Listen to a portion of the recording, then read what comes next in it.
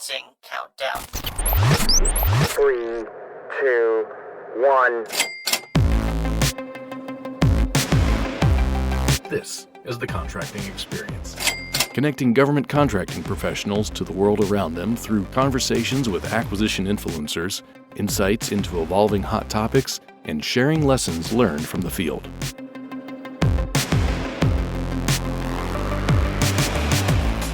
Speed chess. In this episode of the Contracting Experience podcast, Dr. Will Roper, Assistant Secretary of the Air Force for Acquisition, Technology, and Logistics, challenges the workforce to make good decisions faster. He highlights how contracting professionals are shifting the pace in which we buy capabilities through events like Air Force Pitch Day, use of Section 804 authorities, and agile software development. Dr. Roper emphasizes the importance of bolstering commercial startups and shines a light on the creativity and innovation being done in Air Force Sustainment. I hope you enjoyed this episode and heed Dr. Roper's call for acquisition professionals to help solve some of the biggest problems facing the Air Force's competitive edge. Welcome, Dr. Will Roper, to the podcast. Thanks, Amber. So you were the first director of the Department of Defense Strategic Capabilities Office. Looking back on that, what insights did you gain that have influenced you as the Assistant Secretary of the Air Force for Acquisition, Technology, and Logistics? It's a good question. I was asked a lot about my previous job when I was going through confirmation because I had a direct line to the Secretary, I had a pretty large budget, and I had a great team of skunk works type idea generators. And our task was to try to find a way to make the existing military do new and creative and war-winning things against an adversary that had gotten to know us pretty well. Right? We had been projecting power in the Middle East the same way. A lot of our capabilities were known. And rising threats like China and Russia had had time to study us and determine what could you do to try to leverage an insight and turn it into a vulnerability. And so a lot of what we did was focus on new ideas with existing systems, but they were risky. The system was not designed to do whatever we were proposing, so you couldn't go to a service or a program manager and say, hey, I've got this great idea, believe me. You had to prove it. And most of our programs focused on prototyping as the way to prove something that wasn't in the original design space, but that was possible. Prototyping and a rigorous way for doing it became religious for us. It was a strict discipline that when you stuck to it worked well, but you could easily get off the path by not focusing on a variable that would matter to a warfighter or a service owner. And when we got it right, our transition rate was through the roof. In fact, we never failed a transition in 5 years. So coming into the Air Force, prototyping is something I'm really passionate about. Mm-hmm. You can do it for risky tech development programs, but it works really well in programs of any kind where there's a high risk that you need to retire. And the thing that's really exciting about new authorities like Section 804 is there's a prototyping authority that lets you go figure things out before you move into fielding. And I really think acquisition just breaks down into that two-part process. There's the fly before you buy, and then there's the buying. But we've said fly before you buy so often, but we don't do it. And when we do fly, we fly and then buy something else. So the religion of prototyping is fly what you actually want to buy. And then when you buy it, you can be confident. Air Force Pitch Day took place in New York City, March 6th through the 7th. The Air Force awarded over $8 million across 51 small business innovation research Phase 1 contracts with an average time of 15 minutes each for requirements for 3 Air Force program executive offices. From a contracting perspective, an event like this is exciting to highlight the speed capability that contracting professionals can bring to the fight. However, another important purpose of the Pitch Day was to encourage non-traditional companies to work with the Air Force. Can you tell me how contracting professionals played an important role in making the Pitch Day a success? And then as a follow-up, why is it important to grow the industrial base now and in the future? It's a great question, Amber. I worry about the industry base a lot. We had an amazing industry base during the Cold War that built war-winning systems that we should acknowledge. They did their job because we won the Cold War. Mm-hmm. But that industry base coming into this century, it doesn't make sense to continue working with it in the same way. In the Cold War, technology was generated mainly by the US government, and it took long periods of time to do. So the periods between platforms slowed down from being years in the original Air Force, in the Century Series Air Force, to being decades in the Cold War because technology was few and far between. If you look at this century, now technology is everywhere. And so much of it is being developed outside of the government and universities and tech startups. So military development and acquisition only works when you've got a clearly defined path between technology and the platform you want to integrate it on. But the model that we have now really works when that technology is government driven. So Pitch Day was so important because we've got to be able to work with tech innovators at a speed that makes sense for them. And even though we'll think of awarding a contract in a month as being really fast, for a small business that's living hand to mouth, it's not. It's an eternity. Knowing that you are going to get cash from us on the day you pitch is a game changer.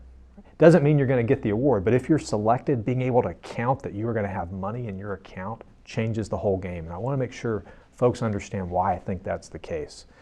One, if you're coming in to this event and you are successful, then you don't have to go get a bridge loan with a high interest rate. You don't have to worry about how you're going to make payroll until we get you on contract and paid. You can immediately focus on mission and the warfighter. So that's thing one. Thing two is our money doesn't dilute. You're getting 100% of what we offer. Three, we're not going to ask for equity in your company, and that's a huge thing. If you watch programs like Shark Tank, what are the investors arguing over? How much they're going to own of the product. For the Air Force, it's zero. Like, we're basically a shark with no teeth. We're not going to take a bite out of your company, so why wouldn't you come pitch to us first? And fourth, we're patient, and that's a big deal now. Venture capitalism expects nearer term return on investments than, say, the period that built up Silicon Valley. We come in being patient so we can play a valuable role in the ecosystem. We're not trying to replace venture capitalists. We want to play a partnership role where we can invest earlier, allow a company to take on more risk before they have to give up equity, and then eventually when they want to become a commercial company, they've been able to put more time into their product design. So if we get this right, Amber, with the resources that we have in small business, we have billions of dollars of set-asides. Companies should come to us first. And if we build up a business model for working with them where we don't tie them down to the Defense Department forever, we don't own their IP, allow them to become commercially viable, I am excited about what the future could be if our acquisition system and our contracting and business professionals are connected to the vibrant ecosystem that we see in the tech startup world. Our contracting professionals were awesome. They were the key. They got the biggest round of applause at Pitch Day is when we had our, as we called them, contracting ninjas stand up that figured out how to do that pay in a day, that created that new business model. But we're thinking bigger. So we shouldn't do one pitch day a year, we should do many. And the ability to pay in a day, should we just use that for tech startups or should we go broader? Why should we have gaps in the time we intend to award and the time we actually do? Why can't we go ahead and bridge companies over so they start working on day one? So I am so proud of the team that led that charge. A lot of them were younger, entry-level contracting professionals, business professionals that were lit on fire to do this. So I'm excited to see what's going to happen later in their careers and just had a great time at the event. You've championed the use of Section 804 authority, tailoring Department of Defense Instruction 5002, and utilizing the government purchase card to rapidly award small business innovation research Phase 1 contracts in a matter of minutes versus months. Your focus on speed is changing the acquisition culture to allow teams to use the most appropriate process for their particular acquisition. So what are you looking at next to continue speeding up acquisition to regain dominance in peer competition? There are a few things, Amber, that I hope we'll do as the step after what the Air Force has done so well during my first year in this position. I give the Air Force team an A+. I am so excited with how much change this organization can take. And that tells you something about the talent that we have and that people have been hungry and itching to be given the authority and the tools and top cover to go make change happen. So it's not happening because someone in the Pentagon decides let's go fast. It happens because the people who actually touch programs, program managers, acquisition professionals, contracting professionals, all the way down to action officers, decide that going fast matters for the warfighter. And the thing that I hope we can punch through the noise that is our business in defense is that it's not just speed for speed's sake. I mean, going fast, you might argue, is better than going slow. You might as well do the superlative than the pejorative. But it's about competing. And so if people are listening thinking, why should they buy into speed? Their counterparts in other countries that may be buying into the speed mantra. And if they're making today count for them, then what's that doing to our future warfighter that needs today to count for us? And so this isn't about just taking a few years out of programs today and having a cool talking point in Washington. This is about fundamentally shifting the pace at which we can build things over time, because we may be in a competition for decades. And if we have a slower acquisition system, it's hard to imagine winning. You could almost imagine that we're dueling. Our acquisition system is dueling against other countries in a game of speed chess. We're making perfect moves that take a lot of time. Doesn't matter anymore. Speed chess is won by people who can make good moves really quickly. They're really playing the clock more than they're playing their adversary. Time to market, time to get something out in the field is the equivalent of the speed chess move. And being able to make good ones faster is a war-winning strategy for a long-term competition. If we wait for perfection, we'll be beat by an enemy that has a faster acquisition OODA loop than we do. So the Air Force has done a great job applying Section 804. It's pulled 87.5 years out of our programs. We are very close to 100, which just shows the amount of talent that we have out in the field. Some things that I hope that we'll do next is that we will start designing for speed and upgradability. Right? Our holy trinity is cost, schedule, performance. Do we care as much about performance as we do upgradability and adaptability? I would argue that we care more about performance, and upgradability is an afterthought. The things that I'm excited about in design are not necessarily new technologies that up the bar. They're technologies that allow you to continuously up the bar, get better and better, which might change the paradigm in terms of getting to market. You may not hit what the warfighter wants in year 5, but if you can give them 80 or 90% in year 3 and a path to spiral to what they need and beyond, that's exciting. But we're going to have to change how we think about contracting for and incentivizing openness. And a lot of people will say, hey, we need to be open like the smartphone world. Yes, we do, but here's the limiting factor with that. If you're designing a smartphone or any Internet of Things device, you are highly incentivized to be open so that other people can build on top of your platform. But why is that? It's because the data you will get is monetizable. That analog does not exist for us. An open system likely means that a defense company will lose money if they make it open. So I'm asking all of our business professionals, how can we create a new model for working with industry so we can build Internet of Things type systems for defense? Because we replicate what will not be there naturally, which is the ability to have the openness be monetizable. And I don't have the answer for that. I don't know if it's a licensing or if we have a royalty every time we change something. I don't know. But I need someone who's inspired to try to bring this open design philosophy into the Air Force to find a way to make our defense companies see greater profit potential if they do. And if that person's listening and has an idea, pull my email up on the gal and send me your ideas. We need to start designing this way. A big first question in the acquisition of a requirement is it a supply or a service? Can you talk about how you would like acquisition professionals to reconsider the supply versus services question when it comes to software development? Yeah, software is its own thing now, and I'm glad the Air Force has done a great job in pivoting to do software development well. So now it's not just a question of if we can do it. Now we have to find a way to do it at scale, and scale is always hard to do. I imagine that my thinking on this is going to evolve as we do more and more software work.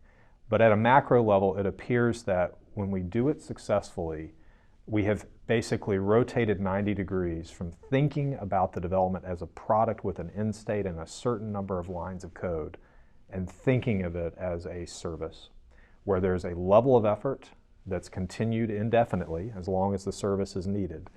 And we have peculiar metrics that would not be there for, say, an IT program. They're peculiar to software development that help us know if we're coding well, things like velocity and backlog retirement, that we've got to figure out what are the Air Force metrics that we look at every single time, in addition to tailored metrics that may make sense for particular programs. And we don't have those. We're experimenting with them.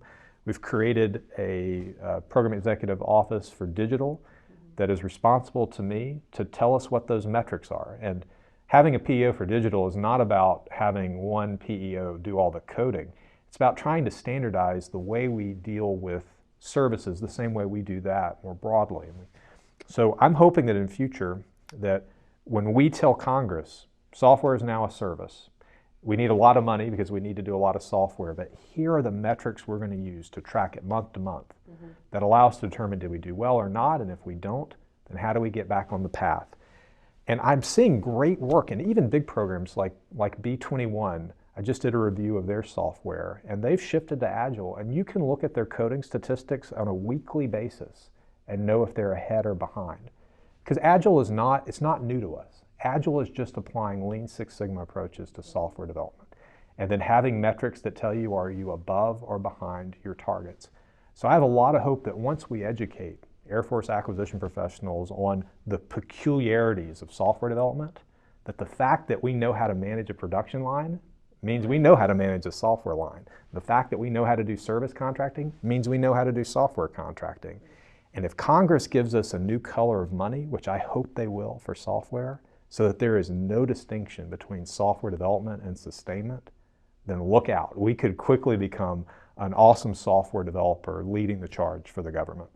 Well, it's good to hear that they're looking at those agile capabilities, not just on developing apps and IT systems, but on major weapon systems and how we're going to do that, because that is a huge place where we need to have that in order to be competitive. By the way, the limfac on that is not the ability to write the good code. It's that we haven't standardized the development tools that programs should use when they want to do Agile. Right. So B21 is looking at me and saying, I need to get approval to use cloud and these type of dev tools. Right. So here's where we are right now, Amber. If you're a program manager and we ask you to start a new program, you don't have to go out and buy your phones or your computers and decide are you using Microsoft Word or any of those things. Those come to you as the starting point of your program. You might need additional IT and then you'll work those exceptions, but there are some things that are the rule. If you're doing software development, you start with nothing. So the first thing we've got to do is create the software development infrastructure, software development information technology, so that when you're asked to do a new program, you immediately get things that are pre-approved. Right. And right now, it's no one's job to do that. We are doing that individually on every program. So that's something I'm taking on this year. I want to make it easier to start writing good code for us. Well, how can I do that if I don't give you good tools? So we are recording at the Air Force Contracting Worldwide Training Summit, where you provided the keynote address to the contracting workforce. Can you talk about what you need from Air Force contracting professionals during this transformational time in government acquisition? I wish I could say it's not a lot, but I do need a lot. I'm excited to say I have seen such huge enthusiasm and creativity from our contracting leaders and professionals. And I tend to say like contracting ninjas or business ninjas, because I have found that for any task I've put out, people have found amazingly creative, shadowy arts kinds of ways to run through the FAR and the DoD 5000 process. So I've really taken away that where we have talent that's enabled and given top cover, that the FAR and the 5000 series are really never an impediment for anyone that is excellent. And we have a lot of excellence in Air Force contracting. A few things that I need. Software, we've got to make the shift so that we know how to contract for software as a service. And I see a lot of good starts on that, but we need to standardize the process so that when someone is doing something that's the first time for them, but not the first time for the Air Force, they start with those lessons learned. We need a way to incentivize openness. And we've talked even in this podcast, it's going to be tough because if you win a platform for the Air Force and you're expecting to have 30 years of contractor logistics support because we keep systems so dang long, it's going to be really hard for us to convince you to make your platform open so that we can recompete things on it continually. I don't think it's impossible, though, to create a new business model where they see profit even if we're shifting how the development work will go. You could imagine a royalty or licensings or things that would replicate the cash flow to that vendor, which, by the way, is pretty predictable in the sustainment world. So we have to own that the way we work right now, There's a very stabilizing force having these long-term CLS contracts because it's predictable cash flow over years. We have to find a way to change that, or else we'll keep asking for open and we'll get something that maybe is quasi-open or just open to them.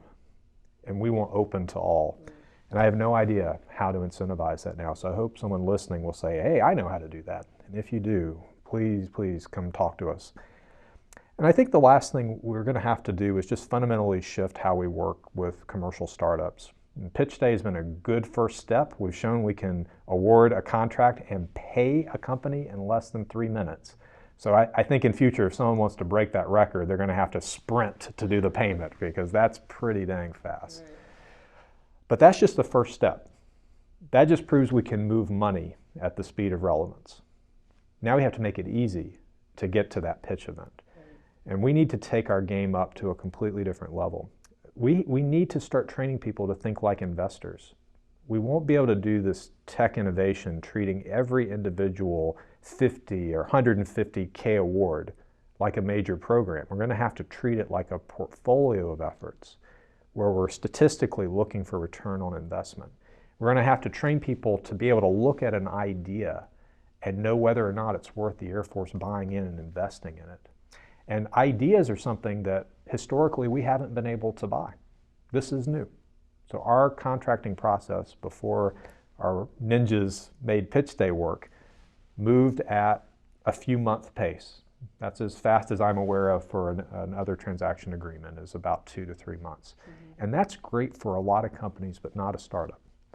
And so now that we can do things at the 15-minute to 3-minute speed, now we can start working with companies where they don't have a product, they have an idea. And what we learned at Pitch Day is you can't buy ideas exchanging paper. A lot of the companies that we thought were really promising weren't as promising after the live pitch. A lot of the companies that weren't as promising were exciting after the pitch. They just hadn't worked with the Defense Department. They didn't know how to articulate what they were doing. But what we learned at the pitch event itself is that you've got to talk to the CEO. You've got to talk to their team. You've got to be able to ask questions. You've got to be able to understand their passion and enthusiasm because you're really buying their potential to turn an idea into something you can use. We cannot do that by doing normal solicitations and doing reviews of paper submissions. So we need to start training people to figure out how do we use this kind of pitch event investment acumen so that we start buying ideas well. And the goal is not to buy them into an orbit around the Air Force forever and ever. The goal would be to allow them to use our orbit to slingshot to bigger and better commercial things. Imagine if the next generation of commercial magnates, the next Amazons, Googles, and Facebooks, imagine if they feel a historical close connection with the Air Force. How awesome would that be? But we need to be able to work with them early on where we can be most helpful for their growth and development. You've said that you would like to swap jobs with folks out in the field, as seeing the creativity and focus on speed and expanding competition in the industry base makes you really excited about acquisition. So what is some advice you wish you could go back and give yourself when you were the program manager on a major weapon systems program?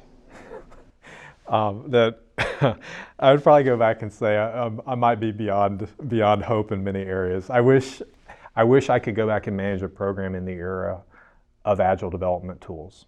And it's not just writing code faster. The development tools in cloud are amazing. They allow code to be broken up and tied back together seamlessly. It allows testing and debugging to occur continuously. And I mean, I remember just really losing sleep over programs when you'd be doing your final debug where all sorts of code written in waterfall would be coming together and you would just really hope, holding horseshoes and four-leaf clovers, that it would just magically go together, because if it didn't, you knew you had a long uphill battle to try to find where the kinks and bugs were. And all of that just happens seamlessly today. So I wish I could have that experience. I think another area that's been a growth for me is I did not, and I will own this, I did not think about sustainment when I was designing a new system. And I do see the bias in our system that people who are great designers or great at running a production line tend to go to the highest levels of acquisition leadership. And here I am as a guy that worked for the Secretary of Defense building war-winning capabilities for the future conflict, most of which I'll never be able to talk about. But I believe that Secretary Wilson asked me to do this job, and I was introduced to her by our Chief of Staff, General Goldfein, because they had seen the development. But I didn't think a lot about the fact that after I'm done and after the production line is closed, what's it going to be like for the 10, 20, 30 years that we keep the system alive, and our warriors out at the depots and that are working program offices that are focused on sustainment, they work hard to defy entropy every day. They're working against the laws of physics that make things not want to fly, and they're able to do that at a level no other Air Force can. I think if I had thought about them up front, I would have designed differently. I would have thought more about the architecture of my design and less about the in-state performance. And so if I could go back, I would tell myself, think more creatively, think more innovatively about the end of the program's life, or at least put as much time in it as you do the beginning. So that's a lesson learned for me, and I can't go back and pump it into programs that I started in the past, but I can certainly be a cheerleader for innovation and sustainment. Try to make more resources available for the program offices, tools and technologies available to the depots, and creating a program executive officer for rapid sustainment, just like we have one for rapid capabilities, is my way of saying we now have a 3-star senior position which is focused on innovation and sustainment. It is just as important as having a 3-star level position for development. So I hope that now that we're shining limelight on sustainment, that people will start coming forward with ideas. And what I have to make sure is that those ideas get resourcing and top cover. But for our folks that are supporting sustainment out in the field, the creativity is through the roof. Because of the mission, the mission creates an imperative. The imperative creates a culture. That culture has had to do things the hard way, and it's done it successfully. I can only imagine what would happen if we pumped technology to their hands so that the hard parts got easy, so they could think more about moving their game to the next level. I think there's a chance for a step change function without a lot of time and thinking at an Air Force level without a lot of money. So I'm excited to be able to be their champion in AQ. I mean, it's not just acquisition, it's technology and logistics, and the L means a lot to me. Well, Dr. Roper, I want to thank you for being on the podcast today, and I know the rest of the contracting and acquisition folks listening really appreciate it as well. Amber, thank you so much for hosting this podcast. I think it's a great example of the types of things we need to do to inspire people who don't get to come to a conference or get to come to the Pentagon and tell me about their program, but that are wondering, do these leaders really mean what they think? Do they really mean that I should take risk, and will they give us top cover? And the thing that I would hope for anyone listening, that if you have an idea that is different, if you're in that gray zone where there's no precedent to tell you it's absolutely okay, but there's nothing to tell you it's forbidden either, that you are cleared hot to make that call and to push the envelope. And if you think that it's going to be looked down upon, then I ask you to go engage your leadership and keep moving up the chain until you find a level of seniority that can provide the top cover that you need. The time for us to learn lessons is now. The time for us to get back into risk-taking is now. Because if we go another 5-10 years without pushing the envelope on how we do business and moving money at the speed of relevance and seeing industry and business intelligence differently, because it's a different world than it was in the Cold War, if we don't shift our paradigm and flip the script, who knows what technologies are going to be ramping up 5 to 10 years from now. AI, we were talking about that before the podcast, AI could be huge. It could be time to put it on every system. We may have to do it to keep our relevance if there's a step change and how good artificial intelligence deals in making decisions. And in the air domain, which is fairly simple compared to, say, land warfare, AI will probably hit us first. What if we have to do that radical implementation in a year or two? That is not the time to learn lessons. Right. So if you're out in the field, push the envelope. Push it till it burns. And if you make a mistake, all we ask is that we make that mistake forward, that we learn something that allows us to be a better decision-making enterprise afterwards. So you have top cover from me, but if you can't get word up to me or you don't feel comfortable doing that, please send it up. Because what we owe you is to give you validation for the risk you're taking before the result of that risk is observed. We are guilty in the government and guilty in the Air Force of saying we value risk takers, but the people you see are people like me who took a risk and it happened to work out. Well, would that risk have been a bad one had results not been positive? No, it was the same risk. The odds are the odds at Vegas, no matter whether the dice hit your number or not. They don't change. So we should give you the validation that you're taking a smart risk before you have to cast your die. And we need to be taking risks to get the big wins. And the cost of getting big wins are going to be some big losses. So let's call them learning events and celebrate them, because they're what are going to allow us to be the Air Force we really need to be.